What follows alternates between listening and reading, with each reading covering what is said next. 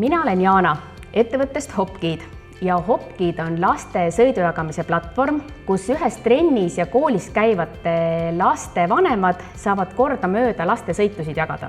Ajujaht andis Hopkidile kindlasti väga hea võrgustiku, ligipääsu erinevatele kiirenditele ja tegi tuttavaks Eesti ägedate investoritega.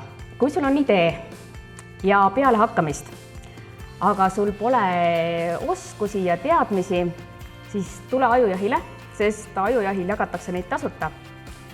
Ja kui sul on idee ja sul ei ole meeskonda, siis tule ikkagi Ajujahile, sest Ajujahil osalevad Eesti nutikamad ja hakkajamad inimesed, kellest ühel päeval võivad saada ka sinu tiimi liikmed. Ja võib juhtuda nii, et koos ei hakka te kujundama ainult Eestit, vaid kogu Euroopat ja maailma.